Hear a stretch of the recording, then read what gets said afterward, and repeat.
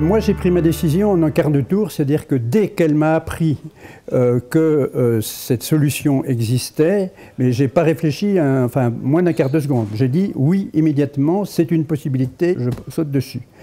Elle a été relativement plus difficile à convaincre et elle m'a dit toujours que l'argument décisif qui l'a convaincu, c'était le fait qu'on avait toujours partagé dans notre vie commune et que là, j'avais la possibilité d'intervenir dans le cadre de sa maladie, ce qui changeait les choses. En ce qui concerne l'opération à proprement parler, ça s'est très bien passé. Je n'ai rien eu au point de vue douleur. Je n'ai même pas utilisé les petites provisions de morphine qu'on avait au pied du lit. Mon état de santé, il est très bon aujourd'hui. Je veux dire, j'ai des activités sportives, je fais du vélo, je nage tous les matins. J'ai aucun problème particulier. Et Olga, elle passe ses contrôles régulièrement, tous les 3 mois, 4 mois, tous les ans, etc. Et du point de vue du rein, ça va très bien. En ce qui concerne les rapports avec la médecine, j'ai trouvé que le parcours du donneur était long et mal organisé.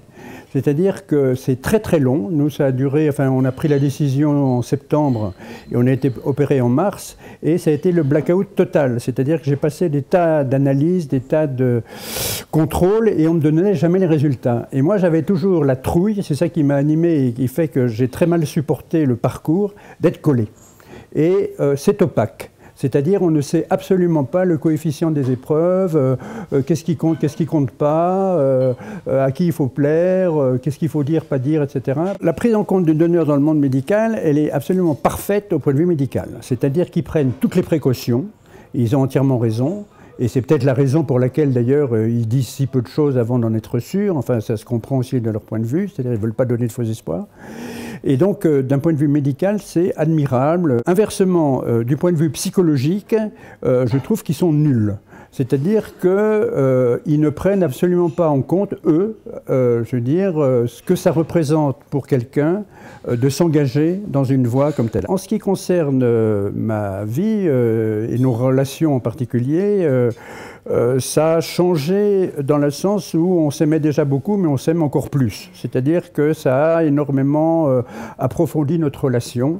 Et puis, ça a changé quand même un certain rapport à la vie. C'est-à-dire qu'après être passé par ce genre d'épreuve, que c'en est une d'une certaine façon, on voit la vie d'une façon tout à fait différente. C'est-à-dire qu'il y a des choses qui nous semblaient très importantes avant, qui ne le sont plus du tout, et inversement.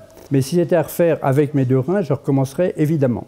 C'est-à-dire qu'il n'y a pas, je veux dire, le bilan est largement positif sur tous les tableaux et le sacrifice à consentir, il est extraordinairement faible. Donc je pense qu'il faut d'abord être uni avec la personne avec laquelle on donne, avec des liens forts. C'est-à-dire, c'est le cas pour les époux, c'est le cas pour les parents et les enfants, c'est le cas pour les amis.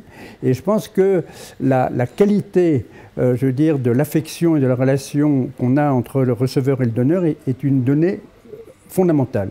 À partir du moment où elle existe, il n'y a plus aucune raison d'hésiter.